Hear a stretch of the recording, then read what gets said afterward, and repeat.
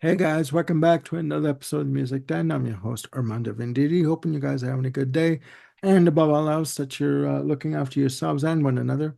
Ladies and gentlemen, before I get into the topic of the show, which is a really good topic, I want to welcome back to the channel Mr. Ken Cheshire. How's it going, Ken? Doing fine. Thanks for having me back. Thanks for coming back. And the man of the hour, all hair. How's it going, Jim? I'm doing fine. Now we have to hurry this up because I do have a hair treatment appointment. There you So go. let's There let's you go. chop chop, boys. Come on. There you go. Don't forget to get some frosted tips. All right. Okay. Ladies and gentlemen, the reason for this episode is we're going to be talking about a Canadian artist that I've known for some time. She fell off the radar for me quite a while ago, but reacquainting myself with her albums, I felt a real sense of nostalgia for me for listening to these albums. That artist is Jane Siberry. Jane Siberry is a Canadian singer-songwriter, producer, um, born and raised in Etobicoke, Ontario, Canada. She is uh, hmm, she has been on the Canadian music scene since 1981. She released her debut album in 1981. She signed to Duke Street Records in Canada. She eventually signed to Reprise Records in the US, also Warner Brothers. Her last release for Warner Brothers, I believe, was, oh my goodness, I'm having a brain fart here. Uh, 95. 1995. Thank you, Jim. To date, she has released 16 albums. Uh, Her last two albums were released in 2016, Ulysses Purse and Andros Bend Closer. She has been releasing since leaving Reprise Records in 1995, after the release of Maria, her album Maria. She has been releasing her albums on her own imprint, Sheba Records.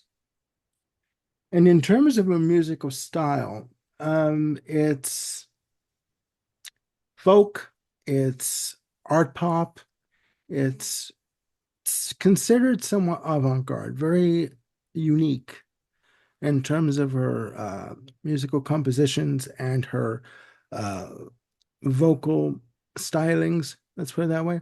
She has worked with such producers as Brian Eno, just to name one. But to me, as a fellow Canadian,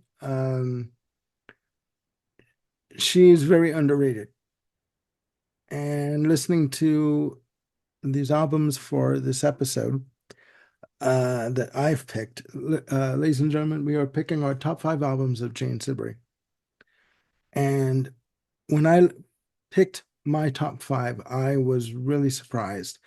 Uh, it took me back to my teens and very fond memories of these albums that I picked. So,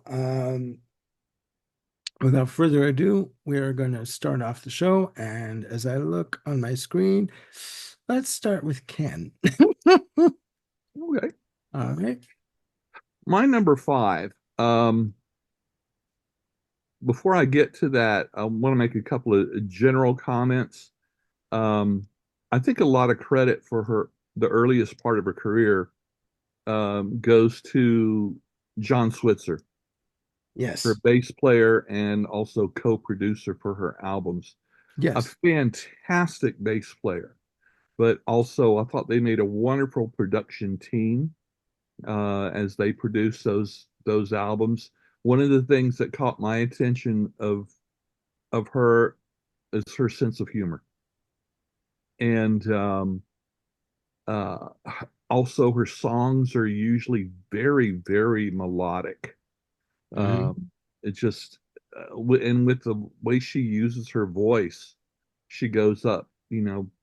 Her range is amazing, high Yeah. and low. Yeah. A Yeah. lot of her songs are longer in form. Um, Many of them are 6 minutes and longer, Mhm. which works really great for albums, but not so much for radio play, at least not in the United States. I characterize a lot of her stuff, her songs, with as having complex structures, along with also very complex instrumentation. Now, especially her '80s album, except for her '89 album, it's very '80s sounding. A lot of synthesizers and electronics and stuff like that. The guitars have the noticeable '80s effects Hmm. on the electric guitars and everything, but it just works so well. And one thing I really love about her songs is most of them are story oriented. If they're not telling a story, they're painting a picture. So her songs for me are they're very visual. I can't listen to her songs without it sparking kind of a music video playing in my head. That being said, my number five is her debut album, self-titled, Jane Siberry, 1981. We in the United States didn't get to hear this album till much later because it wasn't made available in the US for a long time. Hmm. But this comes in my number five because it's such a wonderful debut album in that it captures what she was all about at the time, and Hmm. at the same time giving you a really good idea of what was to come. So it's not as expansive in all of the areas as the albums that would come after that, but it definitely gets your attention and says, "Whoa, this is if this is just a taste, I can't wait to jump in on the next." The songs that stand out for me is "This Girl I Know," "The Sky Is So Blue," "Writers Are a Funny Breed," which, yeah, and then "The Strange Well." The others are still very good too, but those are the four that really stand out for me. Hmm. And I just think it's a wonderful debut. Jane Siberry, debut album, self-titled, 1981. Okay. Jim. I just want to echo everything that Ken said about just generally describing how Jane is and as an artist, and also echoing how fantastic that debut record is. It completely sets the table for where she is to go as an artist. This is the one '80s album. Well, it's funny that her bookend albums of the '80s are the ones that sound the least like the '80s. Um, and Okay. this is very much kind of um, you know, it's folk rock, but it has that humorous, self-effacing kind of avant-garde twist here and there. But still super approachable and delightful. I dig this album. Yeah. Um, Okay. but it's not my number five pick. Uh, my Yeah. number five pick would be her third record, um, which is called The Speckless Sky, which came out in 1985. In the US, it was released on Windham Hill Records, as was her album before that, No Borders Here. That's right. Through Um, A&M. That's right. Yeah. yeah. Um, and, whereas No Borders Here really has that heavy laden synth weight to it, um, actually rewind that. Both Speckless Sky and No Borders Here have that '80s synth pop weight to it. However, it's like Jane figured out how to write for that with the Speckless Sky. Um, I think the songs here are much more successful than in the previous album. Um, the exception being, Mimi on the Beach, which was the big hit. But Speckless Sky um, was the third full Jane album that I heard. And, were it not for one song, Mein Bitte, this would be a five-star album for me. One More Color, and which I think was a big hit in Canada. and Map of the World Part Two are just like unbridled joy. Just such wonderful, wonderful songs. And the Taxi Ride is one of the just thinking about this darn song almost brings me to tears. It's just so well crafted and so deeply emotional, and it's so well carried by Jane's voice. You referred to it earlier, Ken, that she just has this incredible way with melody, and she goes very high and very low in how she sings, and her voice is just like an instrument um, on this Very album, much so. Very much much as we so. talked about Joni Mitchell with that in the case of Shadows and Light. Yeah. Jane's voice is just absolutely unique and stellar, and it can be mischievous, it can be winsome, it can be humorous, it can be dramatic. And she's got what, like a 3 or 4 octave range. It's pretty amazing how far she can go. Mm, Um, there are yes, many layers. There are many layers to the armor, Sorry, regarding her vocal range. Uh, yeah, absolutely. Sorry about that. Um, no, no problem. Speckless Sky, middle of the decade, 1985. It's a pretty good starting point for anyone who wants to sort of enter into the Siberry discography, but I've got a better starting point that comes later on. But Speckless Sky, my number five, absolutely great. Good choice. Good choice. Um,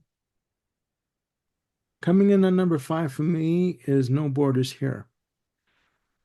Um, Released in 1984, sorry. Obviously the big hit off the album is Mimi on the Beach. And the album version is 7 minutes and 35 seconds. And obviously for radio and video form, I do believe that there is a long form video for Mimi on the Beach.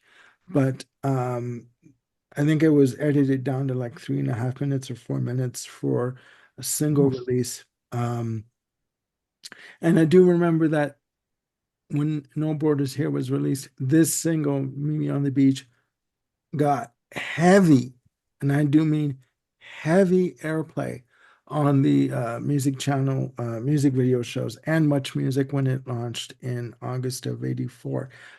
Um, to me, this album is just it, for certain songs like The Waitress and Dancing Class, to me, it just seems like she was basically sitting in a coffee shop and observing things around her and just writing about it, like observing situations going on. And she just wrote about it, like especially The Waitress, right?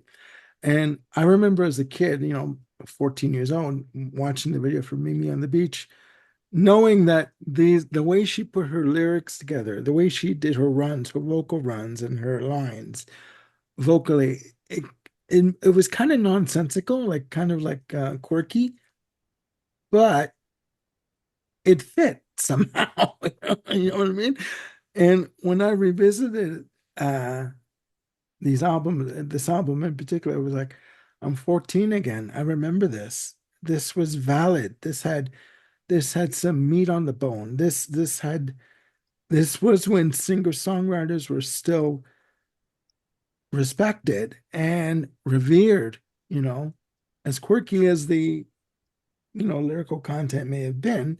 Um, maybe for like, also for songs like I Muse Aloud, uh, again, Dancing Class, Extra Executives, You Don't Need, and again, Mimi on the Beach. I mean, like, it is to me a classic. Looking back on it, so uh, was it one of her best albums? No, that would come later on.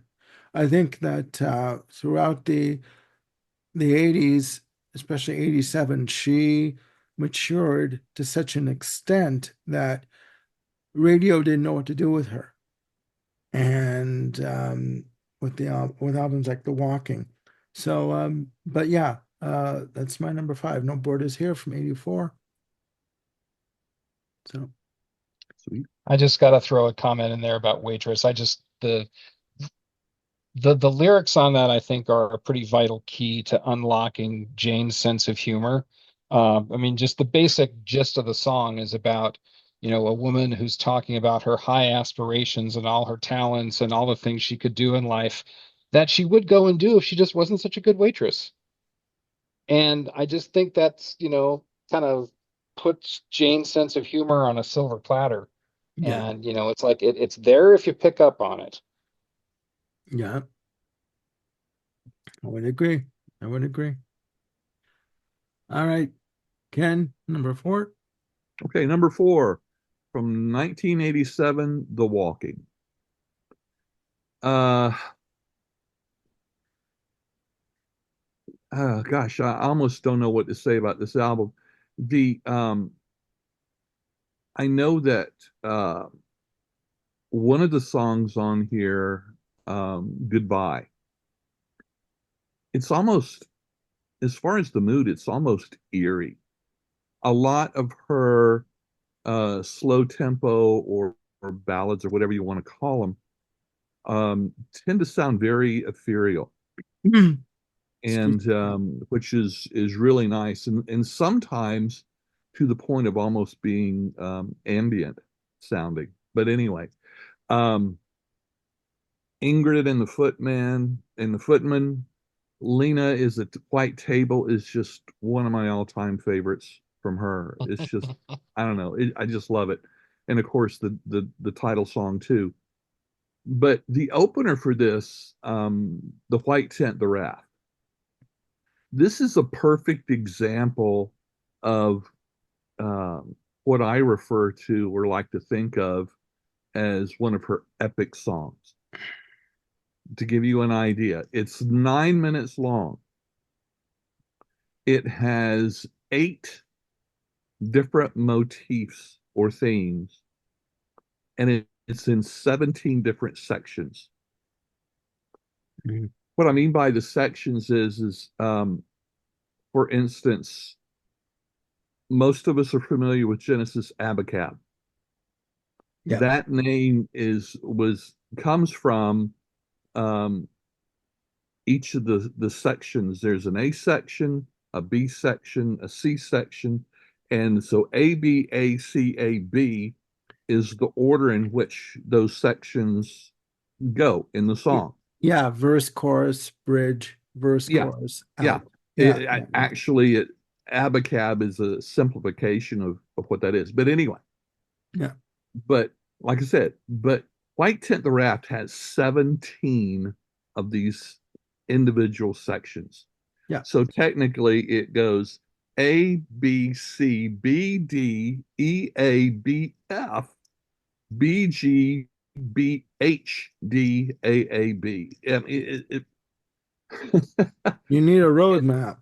it's amazing to Hmm. have Uh-huh. that many different motifs, and yet be able to fit them together so seamlessly is what they do with this song.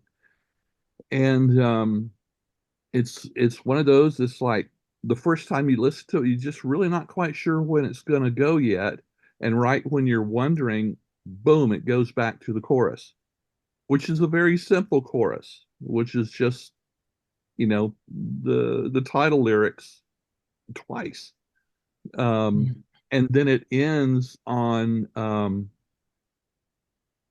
almost ends exactly where it begins, Right. back to that first verse. And just when you think she's going to end it, then she does the chorus yet again, but very softly, very low key. It's Hmm. just, as far as form, it's just uh, it's just brilliant. And she does this on many of her albums. It's almost like there's one little mini epic per album. But this Yeah. is, to me, this is the ultimate of that. And it just, it, as having studied music, I'm amazed by it. Plus, Yeah. it's just bloody wonderful to listen to.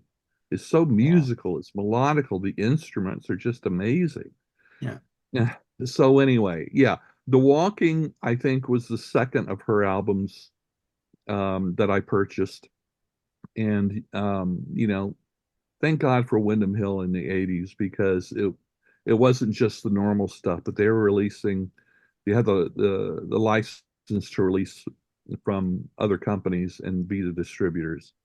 And if it wasn't for them, I don't know when or if we would have ever heard from her during those wonderful years. So my number four, 1987, The Walking.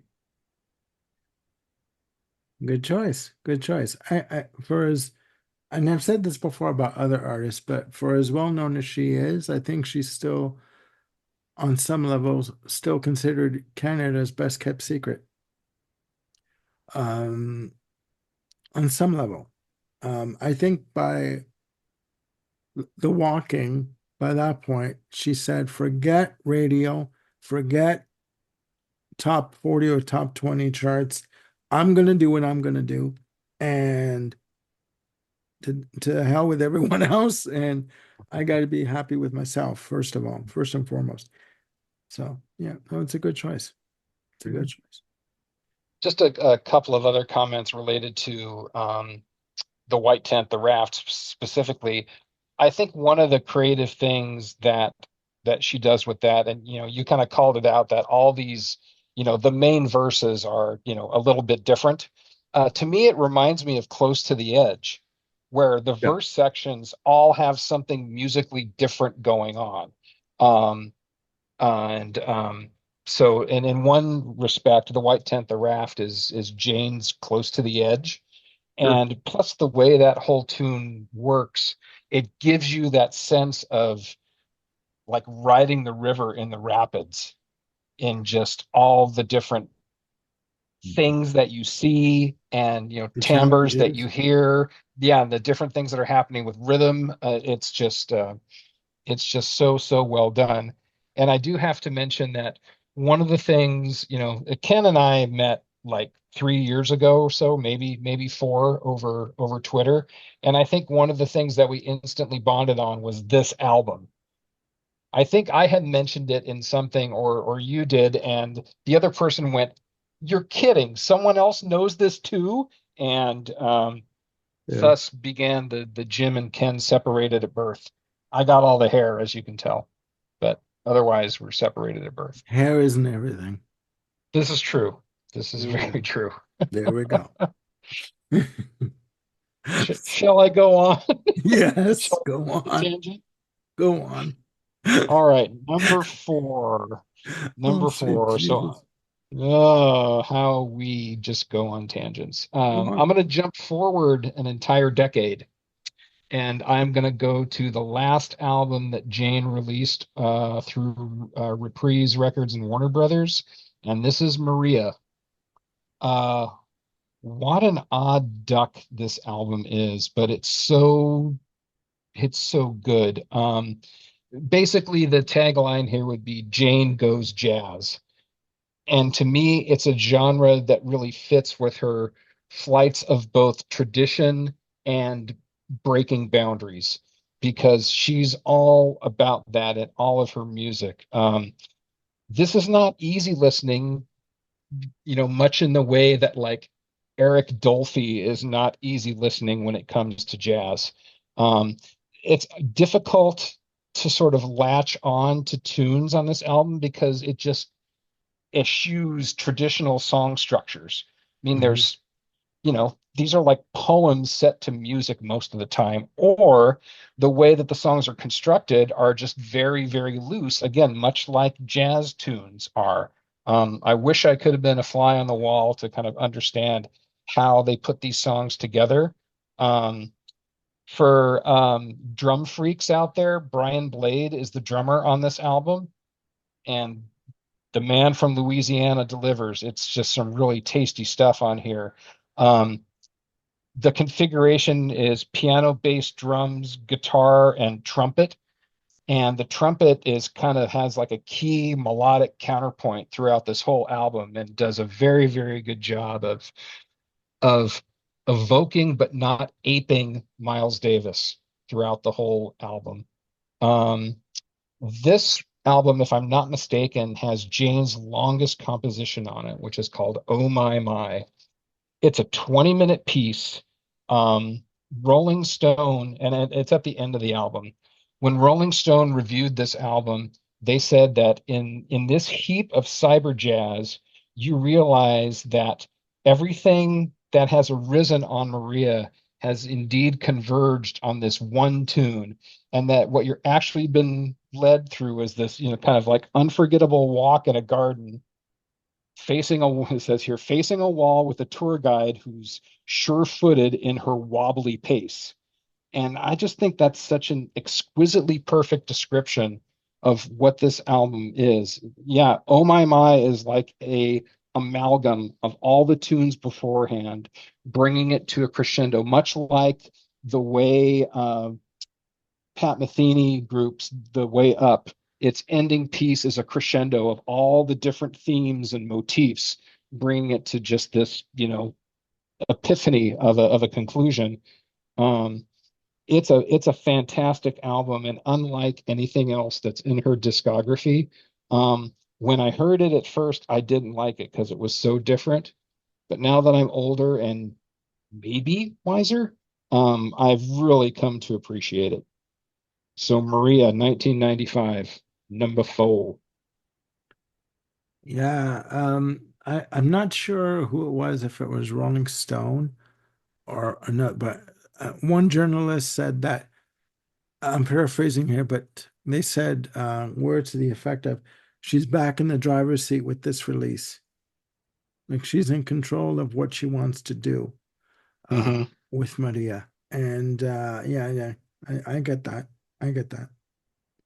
I I get mean, that. all of her reprise albums are strong. And they all have a distinctive character to them. And if you incline yourself toward jazz, serve yourself up some of this. Yeah, definitely. Just a little side note, mini tangent, but on point. I watched a video that she did, an interview that she did with another YouTube channel in Canada about a couple of years ago. And she had said that when she signed to Reprise Records, that they quickly tried to control how she wanted to be presented and the kind of music that she should be making. And she flatly looked at them and said, if you're going to try and control me, we're not getting off to a good start. It's not going to work. Don't control me. You do what you do. I'll do what I do. And hopefully we can meet in the middle. But you're not going to control my output or how I present myself. Case closed. And they listened to her. They're like, okay, all right, we'll back off. You know what I mean? That says a lot for her conviction in herself and her character and how she wanted to present herself. And I found it very interesting that, just quickly, that she was very, very soft spoken in this interview uh, about her talents and her abilities. Right? She doesn't overplay what she does, kind of thing. So, which is quite endearing, actually. It's very endearing when you watch it. It's a good choice. It's a good choice. All right. My number 4 is The Speckless Sky. Uh, September of 85. I mean, oh my God, I was entering grade 9. I was in high school. Oh my God. Oh, You're a sweet pup. Jesus. Oh yeah. Oh yeah. Still had hair back then. Full head of hair, almost as much as Jim. Uh, um, fantastic album. When I, hear this album again, I'm taken back to being a teenager, and um, the two main singles from this album were One More Color, which again got a hell of a lot of airplay on Much Music, on the hour, every day. And at first I thought, again, her delivery, her vocal phrasings, it was a little bit, I guess the only way I can explain it, was a little quirky, but you know what? The arrangement of the track is beautiful. Her vocal delivery is spot on. It evokes a lot of emotion from me listening to it. Um, and I'm that 15-year-old again. When I hear it, it was a lot of nostalgia for me. Other songs of note are Seven Steps to the Wall, The Very Large Hat, fantastic. The Empty City, Map of the World Part 2. I mean, and for those of you who are interested, there's a video of her doing this track live at the Spectrum in Montreal. Watch it. It is uh performance art and live performance all together, all wrapped up in a very nice, neat package. And she just lets herself go. Okay, it's very interpretational. You know what? You're all the better for watching it. Please do. Please check it out. Uh, the album ends with the taxi ride. And even though she was at this point trying to go for the radio hits because that's what was expected of her, there are compositions on here that are again in the 6 minute plus range, 7 minutes and 8 seconds with Vladimir and Vladimir, she was still pushing the boundaries, right? But she was still being slightly careful. It wasn't until later on that she said, you know what, forget this. I'm doing what I'm going to do. And you know what? Popularity be damned. You know what I mean? And that's how she presents herself to me. And I applaud her for it without sounding condescending. I'm not trying to sound condescending. I think that she needed to do what she had to do for herself in order to keep her sanity and keep herself relevant to herself, never mind the masses, you know. So that's my number 4, The Speckless Sky. All right, Ken. Okay. That's my number 3, actually. Um, this is a good example of with songs like, especially with songs like One More Color, how an album can be very varied in as far as the songs. Um, and also not just because it fits the single format more than at least more than any of the other songs that immediately come to mind, Yeah. during the 80s. It's much simpler in form. So it's more accessible. I think this was the first of her albums I ever bought, I believe. This is also an example of how strong her opening tracks are on her albums. That's one thing that's very consistent, I feel, on all of these albums. The opener is incredibly strong.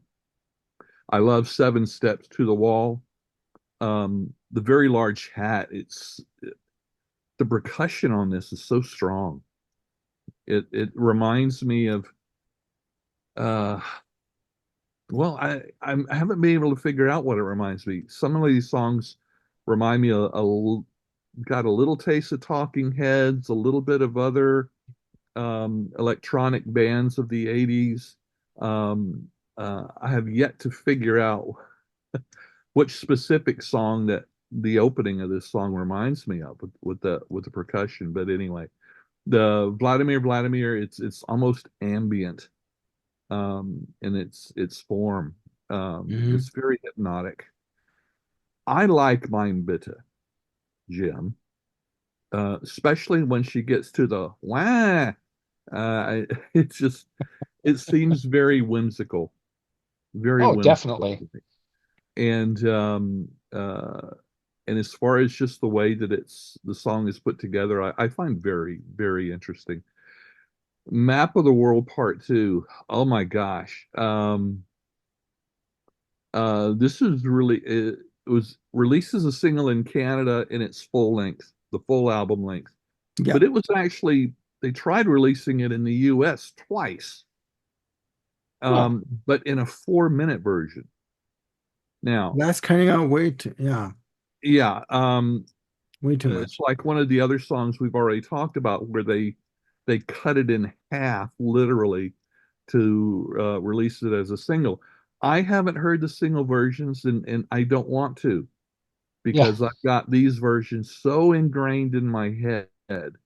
Um, so, but anyway, I applaud them for trying twice to get radio play and get coverage in the U.S. You Yeah. know, with and and as far as the three map of the worlds, this is probably my favorite. It's Mhm. just it just goes for everything, you know. So yeah, and I agree with all the points that you two have already said about this album. It's beautiful. It's wonderful. It's my number three, The Speckless Sky. Hmm.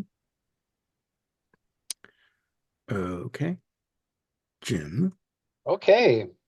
My number three. My number three is actually Tree. And Tree is the first part of what Jane calls her New York trilogy, which was a series of live albums that she recorded at Joe's Pub um, in New York City. Um, Tree, Lips, and Child are the trilogy of albums. Child was the one that was released first. Tree is subtitled Music for Films and Forests. And to me, this album is the audio equivalent of walking through an art gallery. It's broad and expansive, and it's small and intimate, depending on which track you're listening to. Jane's just got this command of a whole breadth of styles. You know, she's like a painter who could do oil, acrylic, watercolor, or pastels, or whatever. She's just got this command in her songwriting and arrangement that's just absolutely fascinating. Um, like I said, this was recorded live at Joe's Pub. You've got four vocalists: piano, guitar, bass, violin, drums, brass and reeds, and accordion. So this is not just some little solo show. These are highly arranged, complex tunes. You've got one tune here that is pushing 16 minutes. Burning Ship, the second cut on the album, is pushing 16 minutes. It's I was yapping with Ken about this earlier. It was such a pleasure to rediscover Jane's discography because there's just such a depth here of of musical intimacy and breadth. I keep using this word breadth. Don't know how else to describe it. Um, and it's like rediscovering wonderful treasures that you haven't you know taken up with for years and years and years. And Trees is one of those albums. I got it when it first came out, and I just didn't give it the time that it deserved. And prepping for this show and going through her discography again, holy crap. I mean, this is just such a great album. I mean, you've got conventional song styles here, verse, chorus, verse, to these things that are more kind of like spoken word or poetry with music as, backdrop, as a place to sort of take you from beginning to end. Um, she's just this quirky stylist, whether she's being like humorous and winsome and kind of charming or dramatic and emotional. And she can do that within the same track, and she pulls it off. Hmm. Um, Tree is an outstanding example to me of what a complete and commanding musician and composer and singer that she is. Again, Jane is no studio hack. She can pull this stuff off live. I mean, I obviously I did not go to the Joe's Pub shows. I did have the opportunity to see Jane live twice on the Walking tour and on the Bound by the Beauty tour. Um, and both times radically different bands. I mean, the Walking was like a 7, 8, 9 piece band, whereas Bound by the Beauty was just her and two other people. And, the audience, when I saw the walking tour, there was like 2 dozen people there. For Bound by the Beauty, there were probably 200 to 300. And, but she had complete command of the room, in both types of venues, with both sizes of audience, with radically different types of material. She's just overall fascinating performer. You can look up Wikipedia, but they're the ones who often say, oh, yeah, somewhere between Joni Mitchell, Kate Bush, Peter Gabriel, Toya, Björk, or, whomever else, somewhere in there, Jane Siberry fits. And that doesn't quite do it. She is her own wonderfully unique woman performer, creator. And Yeah. Tree is the album that just made me just kind of fall in love even more deeply with her music, revisiting it at this time of life. So, Yeah. um, yeah, go check it out. It's on all the services where things get streamed. Yes, it is. With what first of all, good choice. With what you were just saying, trying to describe her as an artist, I, I think there are singers out there that do fantastic interpretations of uh, other songwriters' compositions. Jane Siberry to me is unique in that she is, it's her. What you see is her, like, how can I put this? In the raw. You know what I mean? She doesn't hold back when she performs or when she writes a song. She puts everything, her essence into every composition. It's all her, and nobody can do, with the exception of maybe one or two songs from Katie Lang that she did that she covered. Nobody can do Jane Siberry like Jane Siberry, Right. if that makes any sense. I'm like, so no, And that's even there, Katie Lang's vocal quality, while it's sort of like in the right neighborhood, it's hmm, just lacks that winsomeness and that sort of girlishness that Jane can have to her voice. yeah, Um, that has it that, Katie's versions gives it a little bit of a different edge, but yeah, it's still, you can't fight how amazing those compositions are. yeah, yeah. No, I agree. I agree. Okay, tangent over. um, we must carry on, ladies and gentlemen. My number three is The Walking from 1987. Oh my God, what do you say about this album?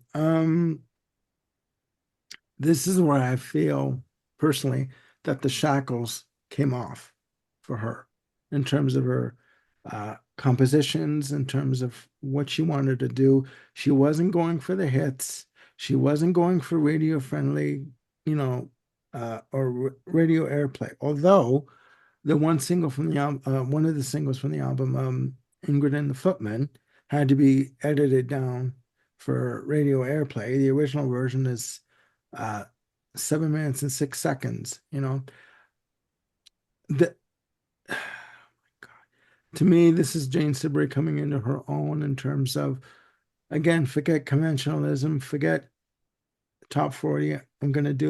Forget what Reprise says. I'm doing what I want with songs like, The White Tent, The Raft, Red High Heels, Goodbye. Again, Ingrid and the Footmen. And I was reminded of Ingrid and the Footmen when I heard this album again. I'm like, that's it. I remember this stuff. Okay, this is fantastic. The walking and constantly, like, I just like amazing. The lobby, uh, the bird in the gravel. I mean, like all these tracks, ladies and gentlemen, with the exception of one track that clocks in at 4 minutes and 17 seconds, all of these tracks are over 5 minutes long. I mean, this is her just spreading her wings, as it were, and just like letting it go. And whatever she wanted to write, however long she wanted it to write for, she did. She didn't care. of what people thought.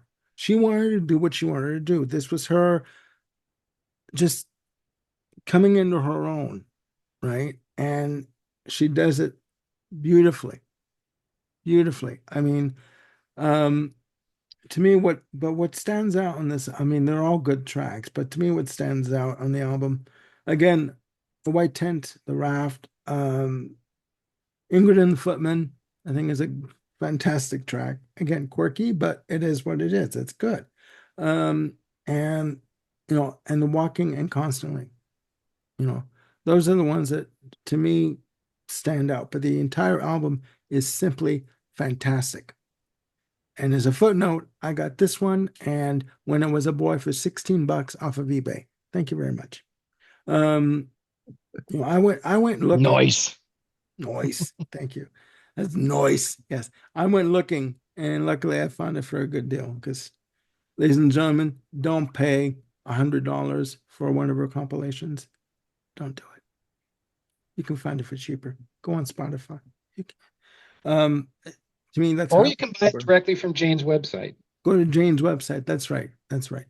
Um, The one small tangent, but again relevant, is go that even though her relationship with Reprise didn't produce any big hits, apparently she maintained really good relationship with the label president, who was Mo Ostin, and who's a legendary record figure. And there came some time where Warner and Reprise just wasn't you know publish publishing, pressing any more, cassettes or CDs of Jane's stuff, and they were just letting it, kind of die. And after a couple of overtures, Jane, kind of went to Mo and said, "Hey, can I have the rights to these back so I can release them and do with them?" And Mo just kind of said, he had a relationship with her where he just kind of said, "Sure." I mean, why? Why not? We're not doing anything with it. It's not like you're taking a cash cow away from us. exactly. Absolutely, Jane. Take the masters and do with them what you will. So yeah, you can buy downloads of these albums direct from Jane's website. That's Not only the exactly it. Reprise things, but all the stuff from Duke Street and her own Sheba imprint as well. That's exactly it. And it's very rare that a record company will give up the masters to to back to the artist of the recording. So yeah, no, no, that's a good note to put in there.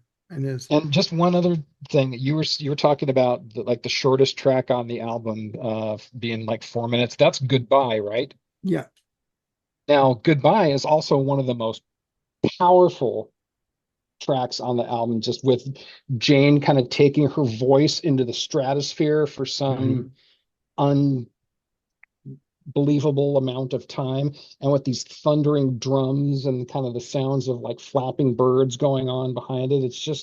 It's a tremendously powerful track, and it kind of thankful it isn't longer than 4 minutes, because like whew, she Yeah, packs a whole ton of emotional heft into those 4 minutes. yeah. It's a lot of layers. And it's emotionally draining, Hmm. listening to it.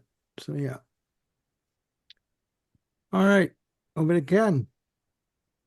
Number two, um,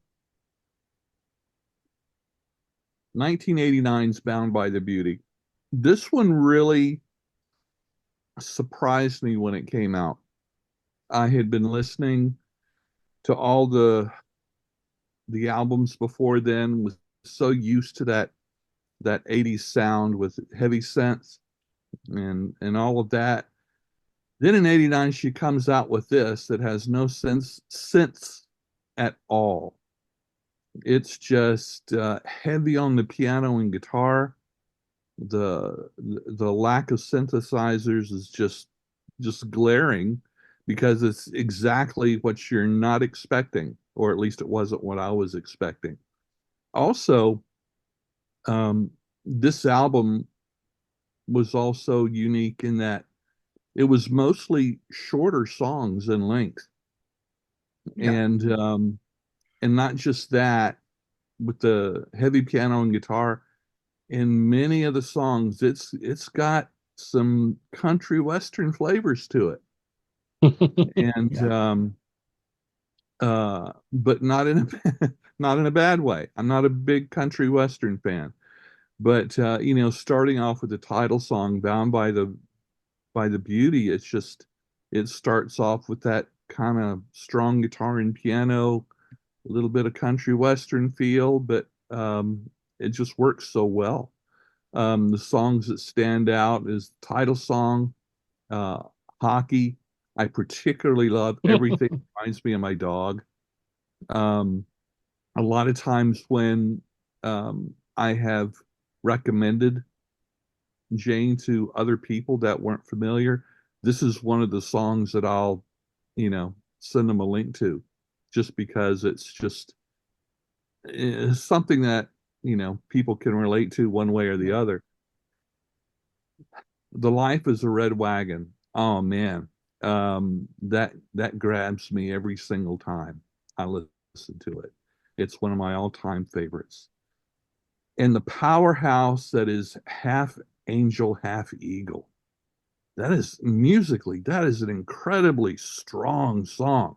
And Mhm. lyrically too, even though it was misinterpreted, the lyrics were misinterpreted at the time. But if you look at it within its context, it's got a powerful message.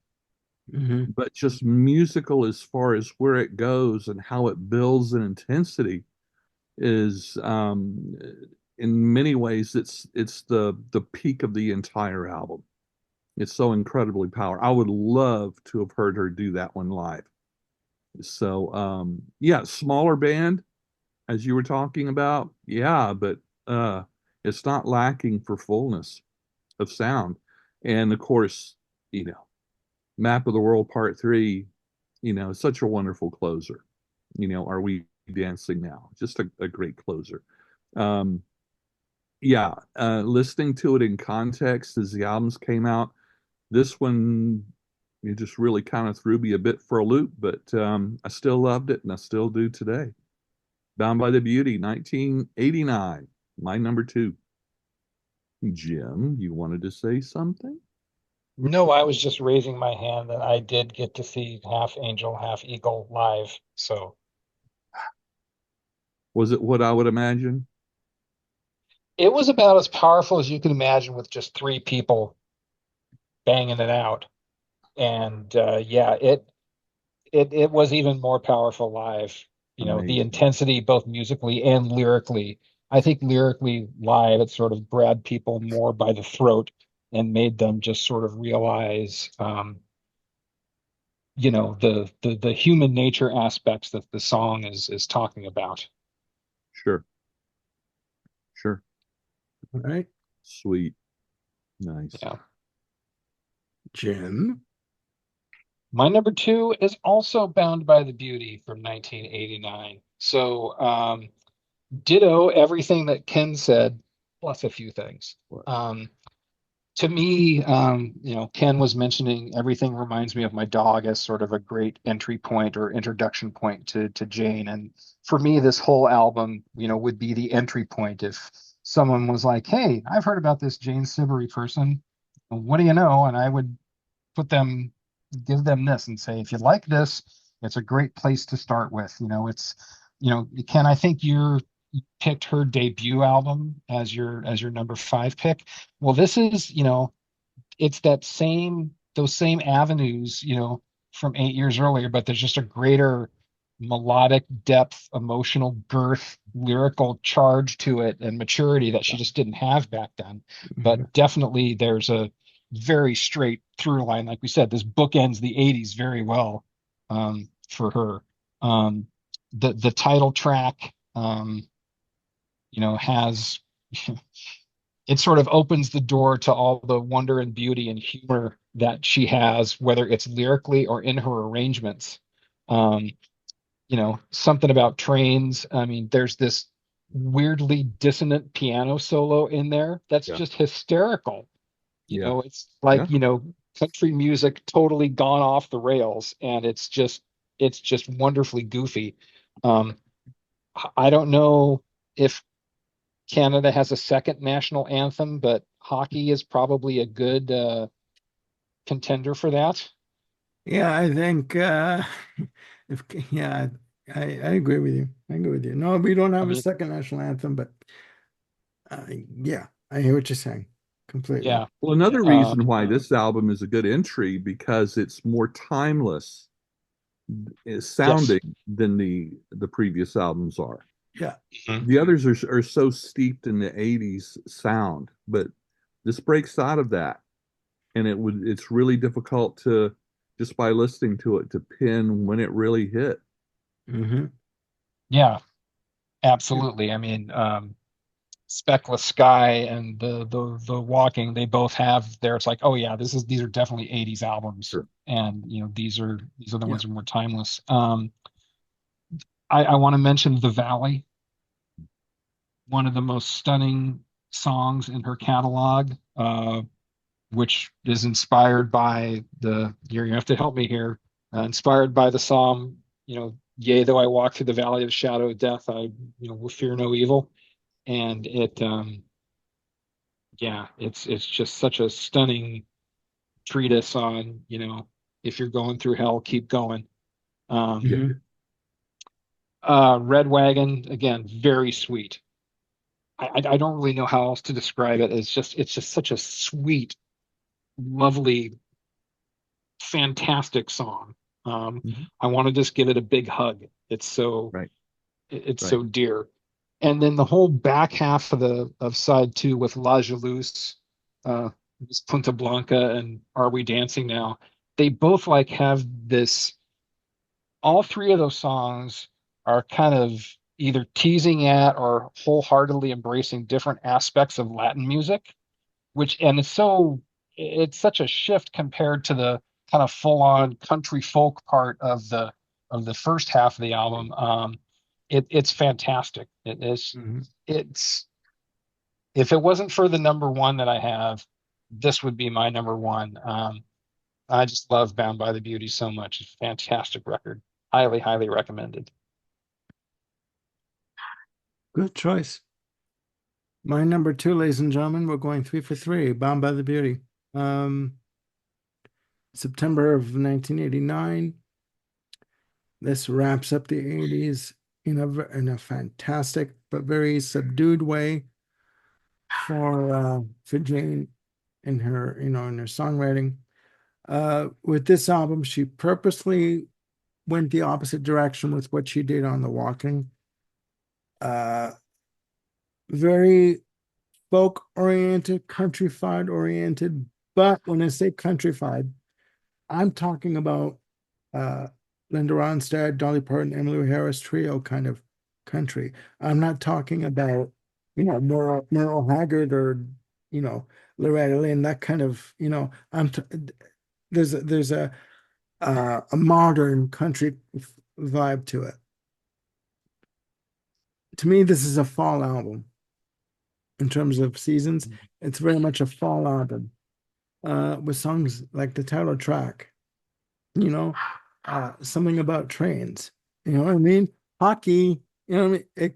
You know, if we didn't have Stop and Top Corners with, the good old hockey game kind of, that song is the second national anthem. This song could be the second national anthem, right? I mean, this album is just beautiful.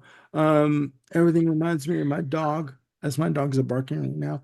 Um, yeah, I was reminded of this song, like when I heard this album and The Valley.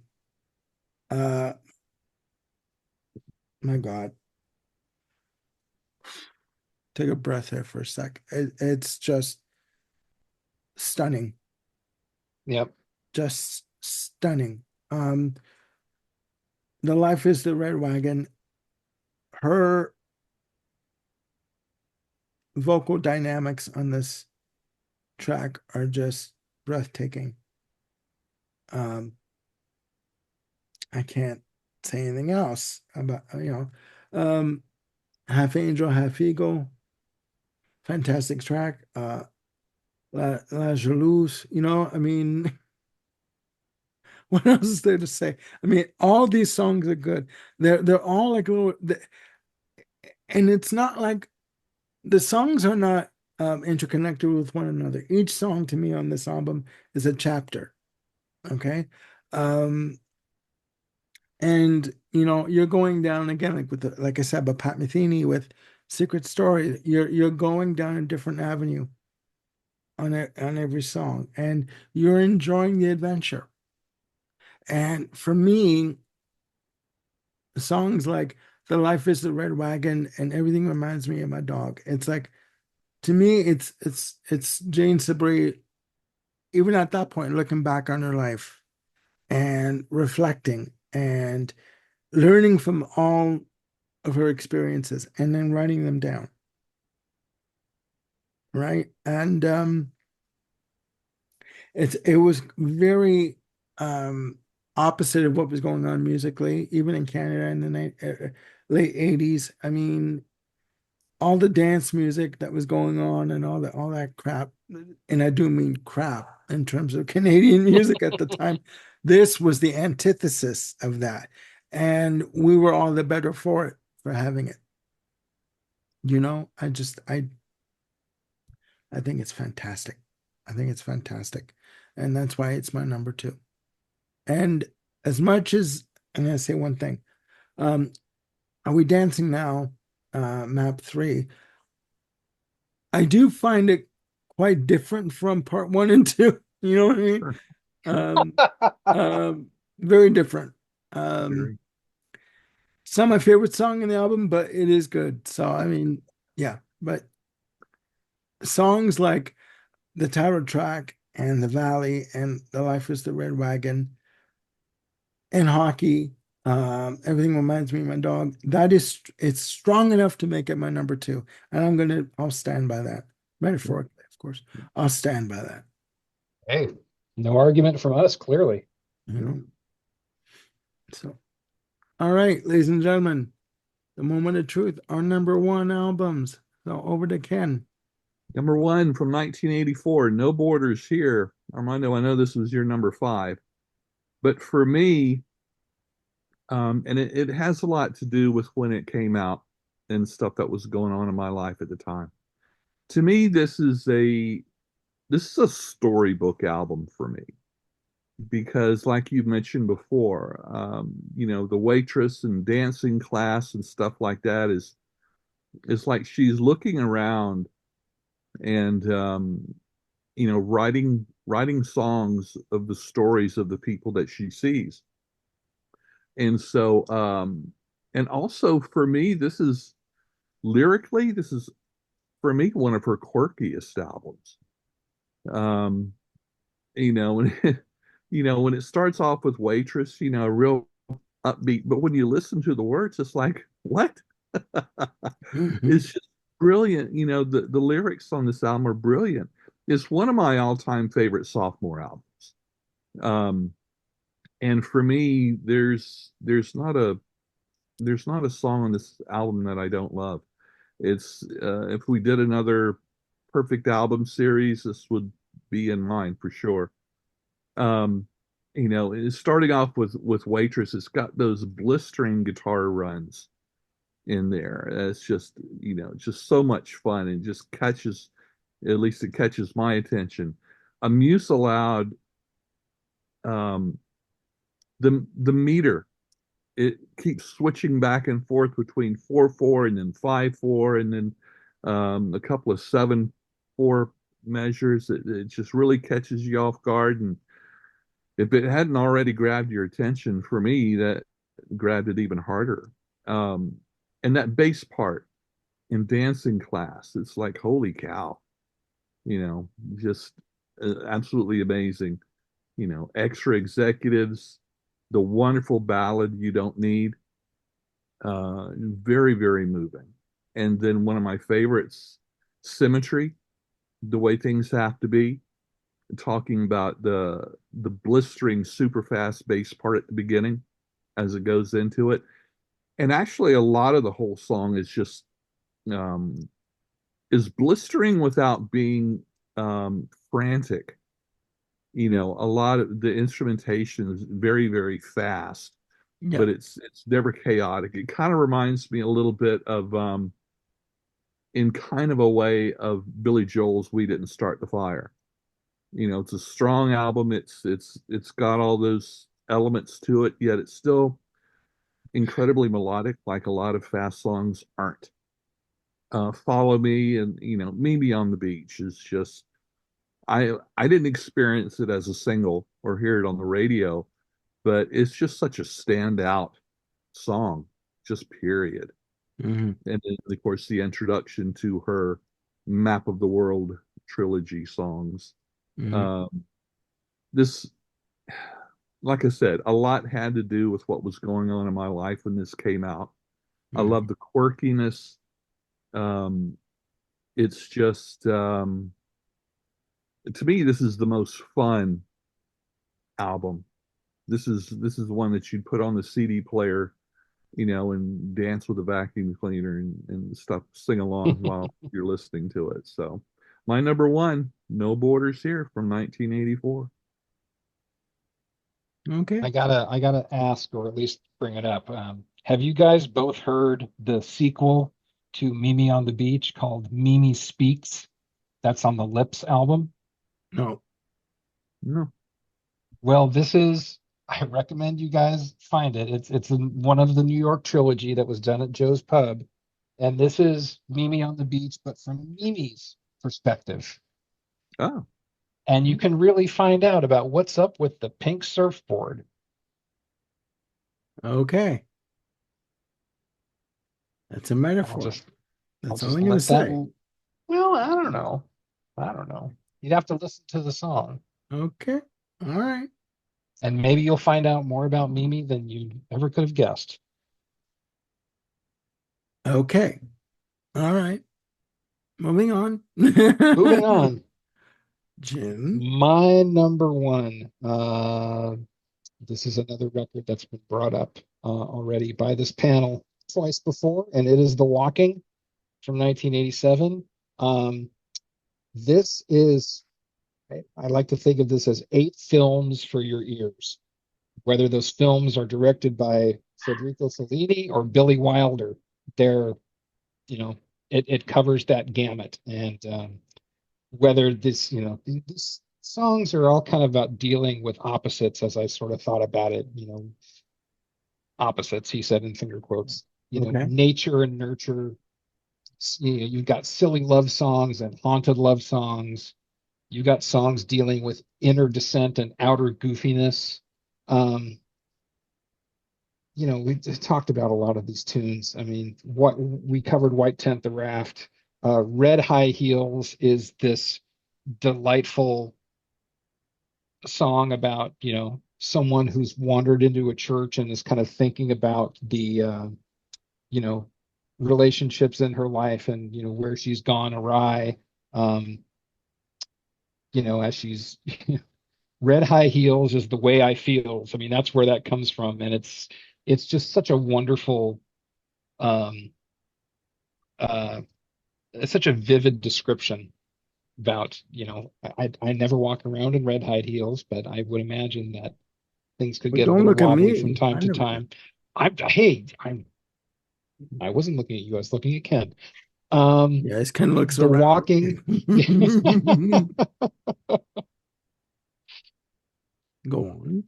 The I will go walking on. one. The walking is just to me one of the most, I've talked already about stunning songs in her catalog, and the walking is, um, again, kind of a what's the word I'm looking for? The narrator is going through the, relationships in her life and how to catalog them and think about them, and you know what's the truth and what's the story that you make up about it, and what are the facts that you invent about things. um, just one of the first lyrics of the song is that, it's an endless stream of endless dreams that wheel and roll right past my shoulder. I mean, that's like Joni Mitchell level talk about things. Shifting through the facts, the fey, you never know for sure. It's just an absolutely stunning song, and Yeah. very simple as well. just got this very simple piano arrangement to it, and it's and it kind of goes, it pans from left to right as the chords are played on the piano. It's Mhm. just an absolutely stunning piece on a stunning album. um The Walking was the show that I saw that had about maybe 2 dozen people in it in a small club in Santa Clara. And you know Jane put on that show as if there were 2,400 people as opposed to 24. She and the band, did not phone it in. She gave it all, and that just made me fall in love with her all the more. Yeah. So The Walking, um, I'll put it this way: The Walking is the progressive rock masterpiece you've never heard, Hmm. Okay. and I'm just going to leave it right there like that. All right. No, I hear you. Thank you. I hear you. And I agree 100%. Um, Yep. before I give my number one, I just, again, revisiting these albums, apart from it being nostalgia for me, I I can't talk about her without almost resorting to tears because it's her craft of songwriting is just so beautiful. Her use of melody, her overall imagination, and how she dives into these worlds that she creates. It is just stunning. And it's not like she metaphorically grabs you by the shirt and pulls you in. She's like, this is what I'm presenting to you. This is what I'm saying. If you want to come for the ride, you come for the ride. If not, that's okay. Maybe next time. And she goes on. Do you know what I mean? Yeah. If that makes sense. I have had several good cries to, you know, some Jane songs, Taxi Ride, The Walking, The Valley. I mean, yeah, Like she, I'm controlling tearing up right now. It's hard. It is extremely hard to not tear up when I talk about her. It's just uh okay. My number one, ladies and gentlemen, is When I Was a Boy from August of 1993. hey now, Released okay, August 3rd, specifically of 1993. You want to talk about an artist that goes into overdrive in terms of composition and arrangements and production and lyrical content? Sweet Jesus, can we have a discussion here? All right. I mean, let's, it starts off with the powerhouse of tempo. The, to me, short track, but still a juggernaut of tempo. The yep, arrangement, and just how the chorus just pulled you in with very simple lines for the chorus, just again, very hypnotically pulls you into it. Okay. Calling All Angels. Again, I'm controlling my emotions right now. Duet with Katie Lang. Love is everything. I yep, mean, sweet Jesus. Sail across the water. All the candles in the world. Uh, Sweet Incarnadine. I mean, like, come on. I mean, like the gospel according to darkness.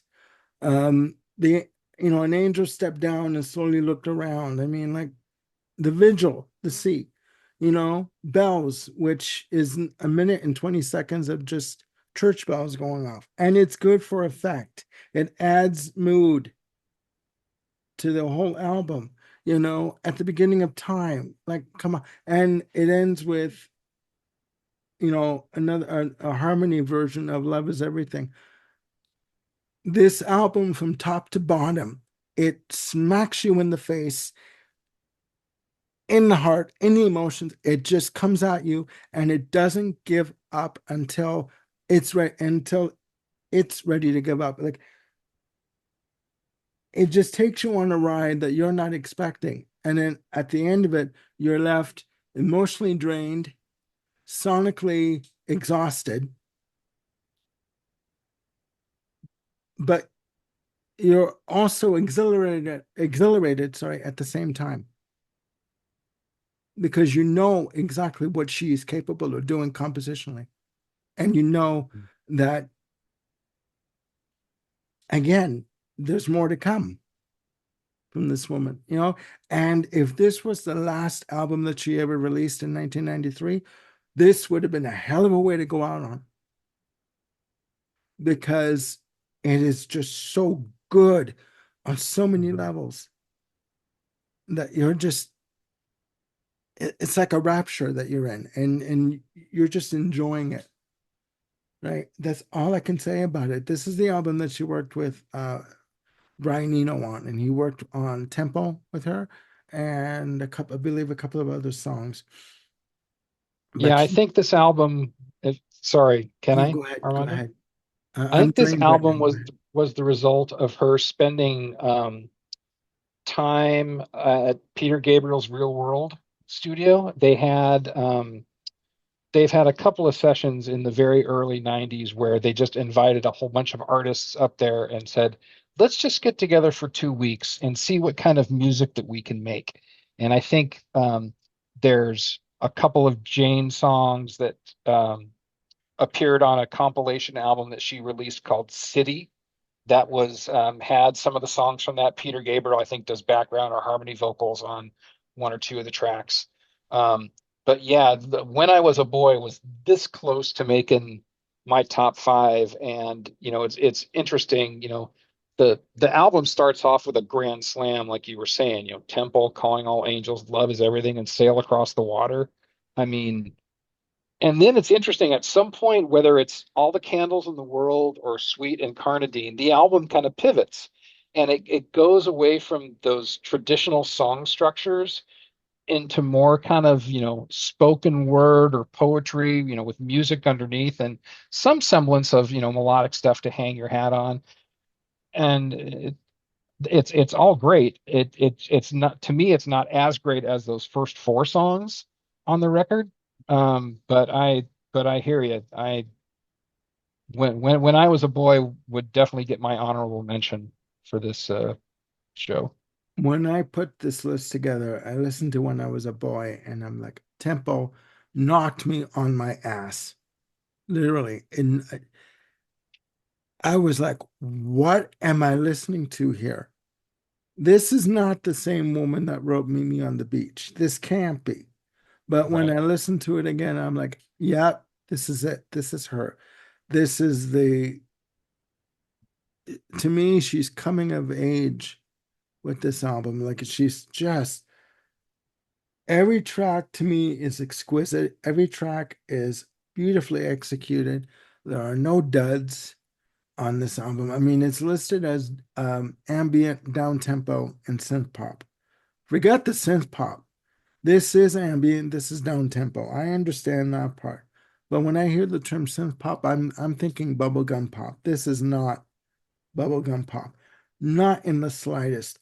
And if you want to hear an artist that has literally come out of her shell, she started with the walking and she sort of went back to simple song structures with Bound by the Beauty. But if you want to hear from an artist that has come out of her shell and has exploded into soundscapes and musical forms that only she can do brilliantly, Yeah. this is the album you need to listen to.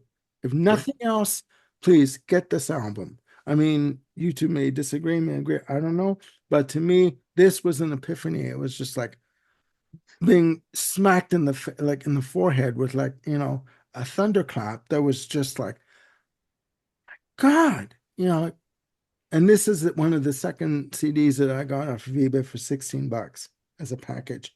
So this is an album. I've said before I know for other albums, you can put this on, turn off the lights, and let yourself go.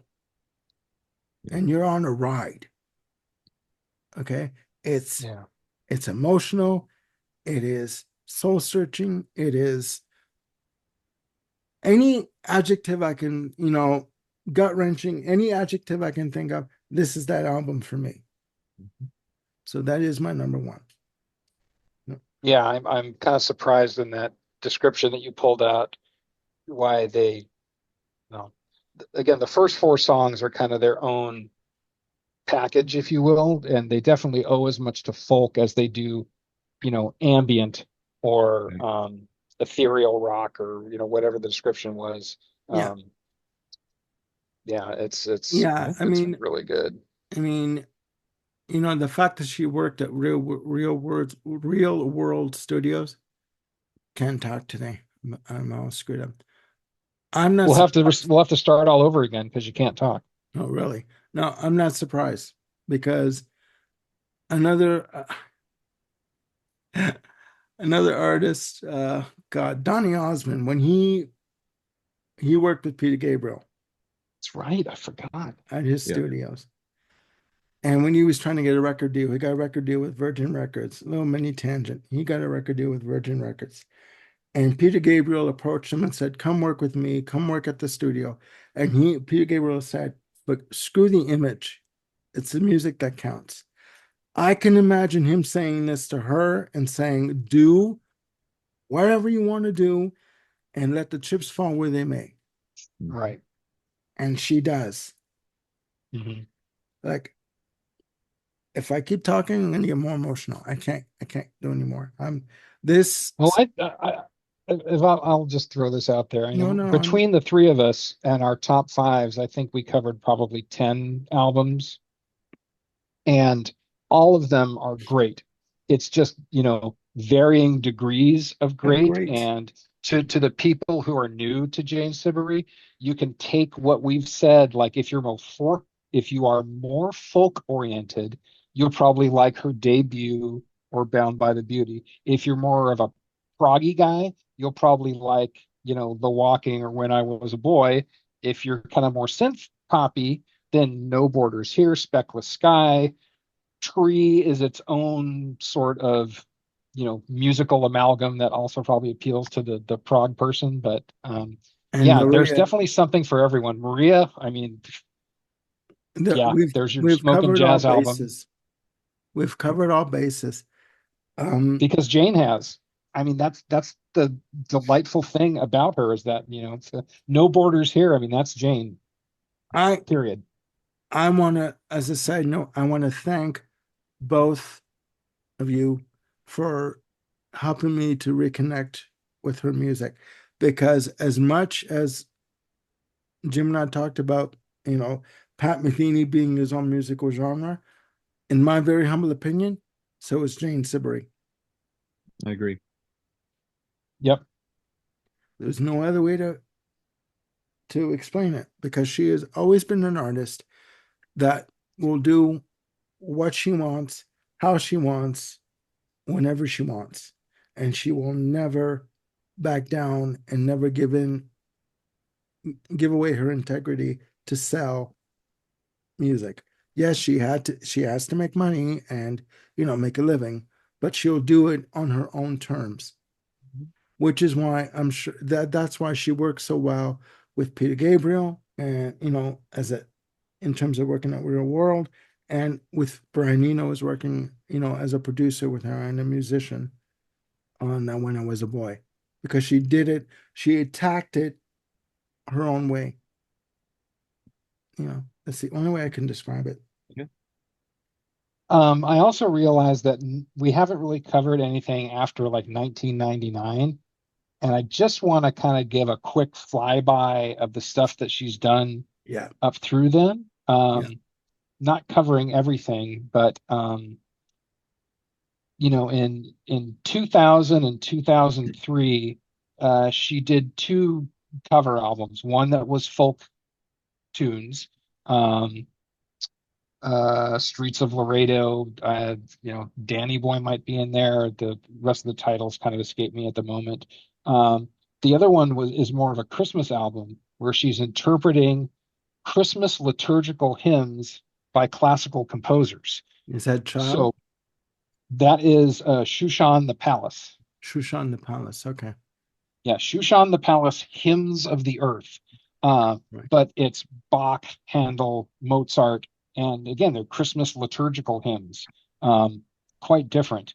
The stuff that she's done in kind of the latter days of her Isa era, her Three Queens records, and more current stuff, it's kind of like it's kind of all over the place. Some of it's chamber folk pop jazz, some of it's, prog folk, but it's it's all really wonderful. And it just kind of depends on what mood that you're in. It was hard for me to pick a five, and a lot of it to me kind of just fell back to familiarity of Yeah. what I have kind of lived with the most, with the exception of Tree.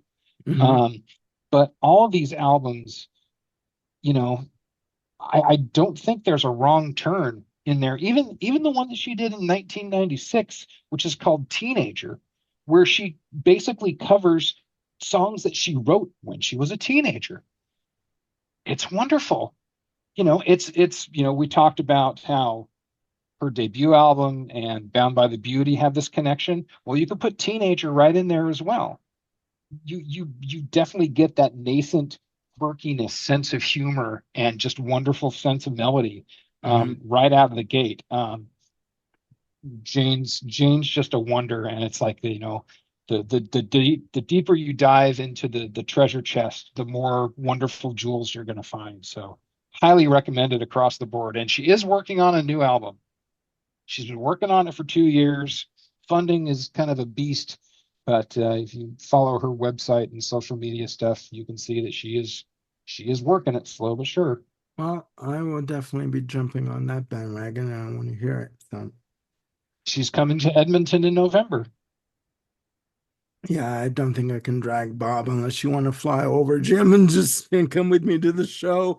I don't think I could drag Bob there. He'd sooner Okay, have his pants set on fire with him in them. But anyways, I, yes, it's just the way it is, right? Um, gotcha. so anyways, ladies and gentlemen, I'm sorry, Ken, did you have anything you want to add, or No, I think we've covered it wonderfully. I want to thank you two for helping me have a very cathartic experience on this episode. I Very have welcome. not, and I kept my glasses on this time. They didn't fall off. So this has been fantastic. So, ladies and gentlemen, please let us know down in the comments below. Um, your favorite Jane Siberry albums doesn't have to be five, it can be two, it can be 10, it can be all 16. It doesn't matter. Live albums, it doesn't matter. If you know of Jane Siberry, you know what we're talking about. If you haven't heard of Jane Siberry, please, what are you waiting for? There's a whole well of music and of beauty that is waiting for you to drink from. Please, please. All right, go ahead. And if you do go down that rabbit hole, come back to this video and tell us what you think. If we've just turned on just, one Just person, one person. Yeah, yeah, we've um, accomplished something. because we're not just informing, we're sharing our joy of this artist and this music. Yeah. So if you experience the same thing, we want to hear your joy in your experience. And your So sorrow, whatever emotions you're yeah, feeling when you hear this music or these albums, please share them with us. yeah, Right? There's nothing wrong with that. And there's nothing wrong with a good cry after listening to an album that affects you or a song that affects you on a certain level. There is nothing wrong with that. And I'm not turning in my man card, having said that I've cried to three Jane Siberry songs. I'm holding on to that beast. I can't even find my man card. I don't know where the hell that thing went to, but you know what? It's just, there's no shame in admitting that a song from an artist has affected you on some level that it brings you to tears. There's nothing wrong with that. Okay. So, ladies and gentlemen, again, please let us know your favorite Jane Siberry albums again. If she is someone new, discover her. Just go listen. They're all on YouTube, all these albums. You can get her albums on Amazon. You can get her albums on Discogs. You can get her albums on eBay. Some albums on Amazon are more expensive. Um, You can get I her albums from her, Yeah. from janesiberry.com. janesiberry.com. That's right. Thank you, Jim. I'm just saying about Amazon. I did see her double disc collection, um, with greatest hits package called Collection, Oh, that is going for like $150 from a secondary seller. You know what? Don't go to the website. Go to Discogs, go to eBay, see what you can do. You know what I mean? Don't spend that money on Amazon if it's that much. I would, Right. it's robbery, highway robbery. But anyways, again, I want to thank Ken and Jim for joining me on this episode, cathartic as it was. Um, Please click like and subscribe and hit the notification bell to keep yourselves on top of any new content we've got coming up. We are going to be doing an album ranking on Steven Wilson coming up very soon. We are going to be doing a ranking the albums on Genesis version 2.0. We are going to be doing a Baker's Dozen on Genesis coming up very soon. So, a lot more to come, please. And again, as a side note, I want to thank everyone who has watched the channel thus far and who has been enjoying the videos that we've been doing. It isn't easy, but you know what? We enjoy bringing you this content. And you know what? More to come. That's all I can say. So, for Ken and Jim, I'm Armando signing off. Have a good night. Please look after yourselves and one another. We'll see you soon with more videos. Bye for now.